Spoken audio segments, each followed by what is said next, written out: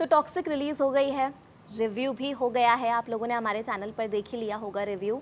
लेकिन as a cinema lover मेरे भी बहुत सवाल हैं, क्योंकि बहुत टाइम से इस मूवी का इंतज़ार कर रही थी, लेकिन इसके रिव्यूज़ देखने के बाद बहुत दिल टूटा मेरा। क्योंकि मन मन में मैं थोड़ी यश की फ़ैन भी हूँ, और जब मैंने रिव्यूज़ में पढ़ी चीज़ें कि मूवी बहुत क्लटर्ड है, खिचड़ी पका दी है, गीतू मोहनदास ने अच्छा डायरेक्शन नहीं किया है, एडिटिंग बुरी है, और जाने कितनी सारी बातें मैंने रिव्यूज़ में पढ़ी हैं या लोग वीडियोस बना रहे हैं उनमें सुनी हैं, तो बहुत अपसेट हो गई हूँ मैं। इसने तो मुझे भी कर दिया था भाई हाँ। अपसेट। जब ये फिल्मबाजी कर रही थी और उसके हाँ। बाद इसने ट्विटर रिएक्शंस पढ़े और खुशी मेरे पास आई, बोलती है मैम रिव्यूज़ तो बहुत ख़राब आए हैं। मैं एक बार के लिए ऐसे हो गई थी कि मूवी देखने जाना है, अभी मत बताओ मुझे क्या हो रहा है क्या नहीं हो रहा है। हो गया था कि स्पॉयलर्स मत दो, स्पॉयलर्स मत दो। हाँ। लेकिन जैसा कि वादा किया गया था कि गीतू मोहनदास एक विमेन सेंट्रिक मूवी बना रही हैं, क्या हुआ उसका? फिर से सिर्फ मूवी में यश दिखाई दे रहे हैं। यार मतलब जब इसका ट्रेलर टीज़र आया था तो लोगों को इस बात का अंदेशा था कि भाई इस फिल्म में महिलाओं का किरदार कैसा होगा, उनको किस तरीके से बरता जाएगा, ये लोग समझ गए थे। उन्होंने सवाल उठाने शुरू कर दिए थे जब वो गाना आया था कियारा और यश वाला, उसके बाद भी पहले सवाल टीजर से ही सवाल हाँ, उठ रहे हैं। सवाल उठ रहे थे। हाँ। लेकिन उसके बाद यश आए, उन्होंने एक इंटरव्यू दिया, उन्होंने बोला कि भाई अभी आप बिना फिल्म देखे जज मत कीजिए। तो मेरे होप्स ऐसे हो गए थे कि तो मुझे उम्मीद थी कि गीतू मोहनदास ने महिलाओं को सही से बरता होगा, उनके किरदार को जगह मिली होगी। और उसके बाद अगर तुम एक्टर्स देखो, कियारा आडवाणी है जो अपने आप में बढ़िया एक्टर है, बेहतरीन। तारा सुतारिया है, नयन तारा है, हुमा रुक्मिणी- कुरैशी। हाँ हुमा कुरैशी है, रुक्मिणी बसंत है। तो I had high hopes, trust me, मुझे लगा था कि सच में ऐसे होगा कि हाँ महिलाओं को बहुत जगह दी होगी। महिलाएं हैं फिल्म में, महिलाएं बहुत स्ट्रॉन्ग हेडेड दिखाई भी गई हैं, लेकिन सबकी दुनिया ना राया के आसपास, राया के इर्द गिर्द ही घूमती है। जैसे जो एलिजाबेथ का किरदार है जो हुमा कुरैशी ने निभाया है, वो फिल्म की विलन है, ठीक है। तो उसमें क्या है, वो आदमियों की दुनिया का ना पपेट जैसा लगती है कि वो एक आदमियों की दुनिया में एक महिला है जो उनके हिसाब से चल रही है, जबकि वो जितनी स्ट्रॉन्ग हेडेड है उस किरदार का एक अलग आर्क हो सकता था, उस किरदार की एक अलग कहानी लिखी जा सकती थी। हो सकता है लिखी जाए, हो सकता है मतलब पता नहीं पार्ट 2 में क्या हो, लेकिन पार्ट 1 में तो ऐसा कुछ नहीं हुआ है। बाकी अगर हम बात करें कियारा आडवाणी की, कियारा बहुत सॉर्टेड लड़की दिखाई है फिल्म में कि भाई उसको कुछ नहीं चाहिए अपनी लाइफ में, परेशानी है, वो एक सर्कस में काम करती है, बहुत सॉर्टेड लड़की है। लेकिन यश को वो जानती है कि कितना टॉक्सिक आदमी है, उसकी जब यश अपनी चीज़ें बताता है, उसके साथ शेयर करता है, अपनी कहानी बताता है, बैक स्टोरी बताता है, उसको लगता है मैं इस लड़के को ठीक कर, I can fix this point. तो ये misconception, I can fix this point. No, कोई किसी को फिक्स नहीं यू कर कांट सकते फिक्स आप। Anybody, right. तो वो उसको ठान लेती कि मैं इसे फिक्स कर सकती हूँ, मैं इसका जो इमोशनल ट्रॉमा है उससे डील करना सिखा सकती हूँ, तो वो उससे प्यार में पड़ जाती है, ठीक है।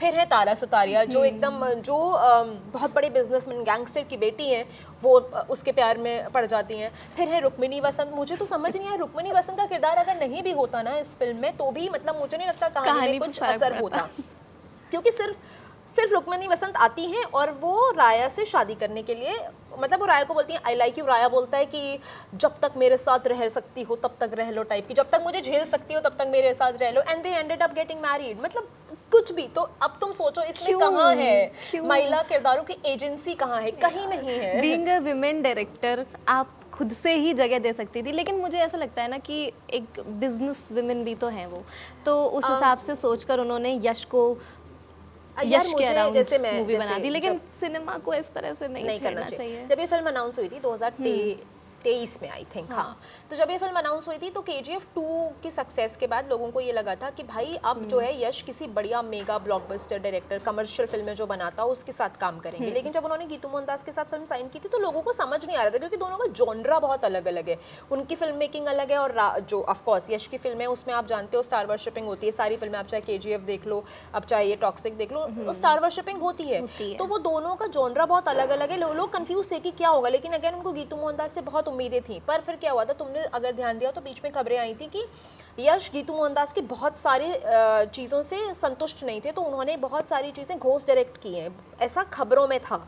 अगर ऐसा है तो वो रिफ्लेक्ट भी हो रहा है कि बहुत सारे सीक्वेंसेस जैसी खबरें थी कि उन्होंने घोस्ट डायरेक्ट किया है, बहुत सारे डायलॉग्स उन्होंने, या फिर स्क्रिप्ट में उनका बहुत ज़्यादा इंटरफेरेंस रहा। तो वो डायरेक्टर की फिल्म नहीं है, वो अगेन आप देखिए ना, वो एक्टर की ही फिल्म हो गई है। अच्छा, हाँ। मतलब एक्टर, अब मैं यश की बात करूं तो ऐसा मैंने एक रिव्यू में ही पढ़ा था कि 3000 सीन्स जो हैं यश ने शायद सारे अच्छे कर दिए, और एडिटर ने कहा अब मैं कुछ नहीं हटा पाऊंगा, और उसने सारे लगा दिए। और उसके चक्कर में खिचड़ी बन गई, उसके एडिटर को चक्कर में बोलिए हमसे मिलिए। मैं आपको बता सकती हूँ कि कौन कौन से सीन्स अगर आप हटा देते फिल्म से तो कोई फर्क नहीं पड़ता, आपकी फिल्म छोटी हो सकती थी। ऑब्वियस मतलब सी बात है कि यश तो हर सीन में अच्छे हर लग रहे scene में हैं, अच्छे लेकिन लग इसका रहे ये हैं। मतलब नहीं आप हर सीन डाल दोगे मूवी में। भाई आप हीरो वर्शिपिंग करने के लिए क्यों, आप एक पूरी फिल्म 3 घंटे 14 मिनट आप दर्शकों का टाइम आप ले रहे हो, आप लोगों को बोल रहे हो आप थिएटर आइए, और उसके बाद फिल्म को ऐसे प्रोजेक्ट किया जा रहा है कि भाई एकदम Hollywood level gangster saga film होगी, और लेकिन आप देखने जाते हो तो वो ऐसा लगता है कि कोई फुस्ती बम जैसा है कि आपने जिसकी हाइप तो इसके आसपास इतनी ज़्यादा बना दी थी। मुझे कुछ कुछ सीन्स ऐसे गॉडफादर की याद दिलाते हैं, क्योंकि वो सूटेड बूटेड गैंगस्टर्स आप देखोगे, कसीनो के सीन्स आप देखते हो, उसके नाम भी बाद वो बहुत साल्वाडोर टाइप्स है इसमें। हाँ, तो वो फिर आप कुछ सीन्स देखते हो आपको एनिमल की याद आती है, जहाँ पर वो जो रणबीर कपूर का किरदार है उसकी जो रिलेशनशिप है वो बहुत जटिल होती है, बहुत उलझी हुई होती है, वैसा आपको दिखेगा। तो आप बहुत सारी चीज़ें आप मिस करोगे जो आपको लगता है। जैसे अगर मैं कहानी के कोर की बात करूँ तो कहानी का कोर सच में ऐसा है कि जिसपे एक बहुत खूबसूरत कहानी गढ़ी जा सकती थी, मतलब ये फिल्म इतनी इमोशनल हो सकती थी गैंगस्टर सागा होने के बाद भी, लेकिन ऐसा कुछ हुआ नहीं है। पर हाँ, आधा घंटा जो लास्ट का फिल्म का आधा घंटा है वो ऐसा है कि पूरी फिल्म के लिए वो it solves everything. वो आप अपनी नजर नहीं हटा पाते। It is not satisfying. It is beautifully filmed. It is beautifully written and बहुत सुंदर तरीके से प्रोडक्शन, मतलब प्रोडक्शन की लेवल की मैं बात करूँगी, ह्यूज प्रोडक्शन लेवल, बड़े बड़े खूबसूरत सीन्स और ये सब। पर बहुत सारी कमियां हैं यार। आप मतलब अगर मैं वो एक सीक्वेंस हटा दूं जो मुझे बहुत पसंद आया, इसमें 2 किरदार निभाए हैं यश ने। मैं यश को दाद देना चाहूंगी उनकी एक्टिंग के लिए ज़रूर, क्योंकि उन्होंने डबल रोल किया है। एक है उनका बेटा टिकट, एक है वो खुद राया का किरदार। दोनों का मेंटल स्टेट जो है वो बहुत अलग है ना। दोनों हालांकि बहुत कॉम्प्लिकेटेड अपने पास्ट से जुड़े हुए हैं। इसमें ये बनती नहीं है दोनों की बनती नहीं है, चूज जो होते हैं वो बनती नहीं है। तो वो जो स्विच उन्होंने किरदारों के बीच में किया है ना, वो बहुत खूबसूरत है, वो सच में बहुत खूबसूरत है। उसके लिए बहुत अलग है। हाँ, उसके लिए आपको फिल्म देखने जाना चाहिए, वो बहुत सुंदर। क्योंकि मैंने बहुत चीज़ें ऐसी जो पढ़ी उसमें लिखा था कि डायरेक्शन खराब है, एडिटिंग खराब है, स्टोरी खराब है, स्क्रीन प्ले खराब है, लेकिन यश और Kiara perfect. Kiara also very beautifully done. बहुत अच्छे एक्टर्स हैं वो लोग अपने आप में ही। तो ऑब्वियस सी बात है कि अगर उनको ठीक तरह से आपने दर्शाया होता तो शायद इतने बुरे रिव्यूज़ नहीं आ रहे होते। तो जो लास्ट का क्लाइमैक्स है उसके बारे में मैंने सुना है कि 2.5 घंटे का टॉर्चर झेलने के बाद आपको थोड़ा सा अच्छा कुछ देखने को मिलता है। हाँ, कुछ फाइट सीक्वेंसेस और भी हैं शायद, कुछ फाइट सीक्वेंसेस हैं जो अच्छे से, जैसे ट्रेलर में एक सीन दिखाया था जिसपे बहुत बवाल हुआ था, वो जो ग्रेवयार्ड वाला सीन होता है, वो टीजर में शायद दिखाया था ना पहली बार, फर्स्ट टीजर में। तो वो जो सीन है वो पूरा सीक्वेंस बहुत सुंदर तरीके से डिजाइन किया गया है, वो बहुत अच्छे से डिजाइन किया है वो सीक्वेंस। आप देखेंगे तो आपको देख के मजा आएगा।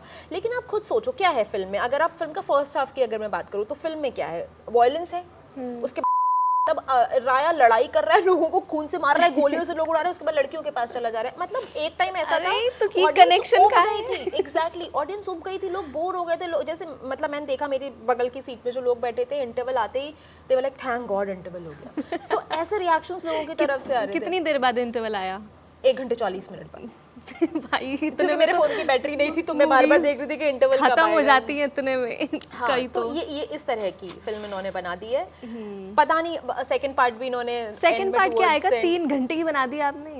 अच्छा, धुरंधर से क्लैश होता तो क्या होता इस मूवी का? भाई बिना क्लैश के फिल्म की इतना बैकलैश मिल रहा है। धुरंधर से क्लैश देखिए हो सकता, उस समय फिल्म तैयार भी नहीं थी, बहुत सारी ऐसे रिपोर्ट्स थी कि तैयार तो अभी भी नहीं है शायद। हाँ, भाई एक सीक्वेंस है, बहुत सिंपल सा सीक्वेंस है जो मेरे दिमाग से जाता ही नहीं है। उसमें गंगा बैठी है, मतलब नयनतारा बैठी है और राया बैठा है, तो ये दोनों लोग बैठे हुए हैं और वो बहुत ऐसे क्लोजअप शॉट है, गाड़ी में बैठे हुए हैं ये लोग। वो सीक्वेंस इतना नकली लगा है ना देखने में, मतलब you can figure it out कि भाई ये कितना नकली दिखाई दे रहा है। उसके अलावा आसमान के बादल देख के आप ऐसे हो जाओगे कि यार ये इतने खराब, कुछ तो एआई है, कुछ तो एआई लग रहा है यार। एआई आई वोंट से, पर खराब सीजीआई, नकली लग रहा था, बहुत नकली लग रहा था। तो ऐसे अब आप सोचो कि KGF लेवल की परफॉर्मेंस की फिल्म देख करके फिर अगर आप टॉक्सिक देखने जाओगे तो मैं अकेले गीतू मोहनदास को भी ब्लेम नहीं करूँगी, क्योंकि क्या होता है ना, जब आप एक बड़े एक्टर को लेकर के या स्टार को लेकर के फिल्म बना रहे होते हो तो बहुत बार ऐसा होता है कि जो डायरेक्टर है उसका विजन कहीं ना कहीं डाइल्यूट हो जाता है। इनफैक्ट गीतू मोहनदास ने अपने एक इंटरव्यू में भी ये बात कही थी कि मेरी जो फिल्में होती है उनकी कहानी एक अलग होती है, फिर जब वो प्रोडक्शन के लेवल पे, प्री प्रोडक्शन पे जाती है तब वो कुछ अलग हो जाती है, प्रोडक्शन पे जाती है फिर कुछ अलग हो जाती है, शूट पे कुछ अलग हो जाती है, और जो जो सिनेमा घरों में लोगों को देखने के लिए मिलता है वो कुछ अलग होता है। तो this is what she said, और ये बहुत वायरल हो रहा है इस समय बट ये सोशल तो मीडिया एक पे। मतलब उल्टी बात हो गई ना, एक डायरेक्टर का विजन अब प्लेट पे वैसे ही आना चाहिए जैसा उन्होंने सोचा है। पर आर्ट फिल्मों के केस में जैसी फिल्में वो बनाती है तो हो सकता है कि एक डायरेक्टर का विजन टाइम टाइम के साथ चेंज होता रहे, लेकिन अगर आप मास कमर्शियल फिल्म इतने बड़े लेवल की 3 घंटे 14 मिनट की फिल्म बना रहे हो तो यहाँ पे मैं बताती हूँ प्रॉब्लम इस फिल्म के साथ ये हुई कि ये गीतू मोहनदास की फिल्म रही नहीं गई थी, ये यश की फिल्म हो गई थी। It was all about Yash. Direction में उनका बहुत इंटरफेरेंस था, स्क्रिप्टिंग में उनका बहुत इंटरफेरेंस था, डायलॉग्स में उनका बहुत इंटरफेरेंस था, जैसी कि रिपोर्ट्स थी, और वो रिफ्लेक्ट हुआ है स्क्रीन पे कि फिल्म जो एक बहुत मजबूत कहानी के साथ, मजबूत किरदारों के साथ एक अच्छी फिल्म हो सकती थी, वो ये फिल्म नहीं बन पाई। किसको ब्लेम करें किसको नहीं करें कुछ समझ नहीं आ रहा है, देखने जाऊं या नहीं जाऊं? नहीं फिल्म तो देखने जाओ। फिल्म देखो, मैं हमेशा कहती हूँ हर फिल्म थिएटर में देखनी चाहिए, क्योंकि बाद में क्या होता है इस तरह की स्पेशली फिल्में देख करके हमें बाद में रिग्रेट होता है कि काश थिएटर में देख ली होती, क्योंकि कुछ चीज़ें विजुअल एक्सपीरियंस पे भी डिपेंड करती हैं। एक जगह और मैंने पढ़ा था कि लिखा था कि अगर ये कभी ओटीटी पे आ गई तो मैं एक बार में पूरा देख नहीं पाऊंगा इसको वो इतना मुझे बोर कर जाएगी कि मैं इधर उधर हो जाऊंगी और ओटीटी पे नहीं चल पाएगी। पर यार पता है क्या, मेरे साथ कुछ उल्टा हुआ, खुशी में बोर नहीं हुई फिल्म देखते हुए। मतलब मैं फर्स्ट हाफ में भी, क्योंकि मैं तुमसे कह रही हूँ ना, कहानी में इतना स्कोप है कि आपकी ब्रेन सेल को रेस्ट करने का टाइम नहीं मिलेगा, आप दिमाग लगाओगे, बस उस कहानी को उस तरीके से बरता नहीं गया है। एक और चीज़ थी जो मैंने कई जगह पढ़ी कि सेंशुअल जो सीन्स हैं उनको ज़बरदस्ती डाला गया है, अननेसेसरी, बहुत फाइट सीक्वेंसेस भी अननेसेसरी हैं। तो वो हुक के लिए डाला है या क्या है, मूवी से कनेक्शन है, स्टोरी से कनेक्शन है, कुछ है या? देखो अलग अलग तरह की ऑडियंस होती है जिसको डायरेक्टर्स केटर करते हैं ना। एक होता है कि आपकी कहानी की डिमांड है कि उसमें सेंशुअल सीन्स चाहिए या हीरोइन का उस तरीके से रोल होना चाहिए या उसमें मार धाड़ चाहिए, लेकिन एक चीज़ होती है कि आप एक खास तरह की ऑडियंस को केटर करने की कोशिश कर रहे हैं, ठीक है, वो उसमें ये कोशिश दिखती है, और ये ज़बरदस्ती की कोशिश दिखती है कि आप चाह रहे हैं हॉल में तालियां सीटियां बजें, लेकिन आप शायद ये भूल गए कि अब दर्शक ना इवॉल्व हो गया है with the kind of content they are getting to see on social media या फिर ओटीटी पर जिस तरीके का, क्योंकि अब तो पूरी दुनिया आपके हाथ में आ गई ना, आपके मोबाइल फोन्स टैब्स पे आप सब कुछ देख सकते हो। तो जब से वो ग्लोबल फिल्म्स का एक्सेस आया ना लोगों के पास, ये लोग बहुत इवॉल्व हुए हैं, दर्शक जो है वो इवॉल्व हुआ है। ऐसा कुछ था ही नहीं, तो कुछ सीन्स थे जो हटाए जा सकते थे, जो नहीं होते तो अच्छा, हाँ, हटाया भी गया है काफ़ी कुछ। एक ही दिन पहले मैंने सुना था कि सेंसर बोर्ड ने काफ़ी मूवी कट कर दी है, ए सर्टिफिकेट दे दिया है।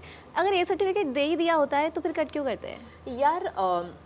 तुम्हारी बात से मुझे एक बात ये, बहुत सारे सीन्स ऐसे हैं जो बहुत ऐसे आप आंखें बंद कर लोगे, आप नहीं देख पाओगे। मैं तो सोच रही थी ये देखते हुए फिल्म कि भाई इन सीन्स को सेंसर बोर्ड ने पास कैसे कर दिया। कुछ वजह हैं, एक्टिंग हो गई, एक्शन सीक्वेंस जो लास्ट वाला हो गया, जिस वजह से आप देख सकते हैं।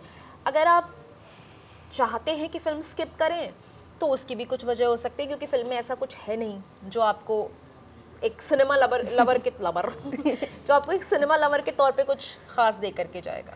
तो एज अ यश फैन मैं इस मूवी को स्किप नहीं करूंगी। नहीं बिल्कुल नहीं करनी चाहिए, फिल्म तो देखनी चाहिए। तो जाते हैं हम सब लोग टॉक्सिक देखने और फिर अपने पर्सनल ओपिनियन से जज करते हैं मूवी को, ना कि किसी और के ओपिनियन से। तो यस, लेट्स सी कैसी लगी टॉक्सिक। अगर आपने देख ली तो आप भी कमेंट करके बताइएगा कैसी लगी आपको और क्या क्या चीज़ें अच्छी लगी, क्या आपको ख़राब लगी। जैसे बहुत सारे लोग मुझसे कह रहे थे कि या तो आप टॉक्सिक को पसंद कर सकते हो या आप उसको नापसंद कर सकते हो, there is no grey zone. पर मेरे साथ ऐसा नहीं हुआ भाई, मुझे ऐसा नहीं कि फिल्म बहुत कमाल लगी है। हाँ, मेरा तो ग्रे ही चल रहा है। मुझे 2-3 चीज़ें अच्छी लगी हैं और बहुत सारी चीज़ें मुझे नहीं अच्छी लगी हैं। तो देयर आर थिंग्स जो मुझे बिट्स एंड पीसेस में अच्छी लगी। मैंने हिंदी में देखी थी, मुझे कुछ डायलॉग्स अच्छे लगे फिल्म के, तो पता नहीं कन्नड़ा में वो डायलॉग्स किस तरीके से, लेकिन मुझे वो अच्छे लगे। So it all depends on you कि आपको कैसी लगती है। बाकी बताइएगा ज़रूर कमेंट सेक्शन में। Bye bye.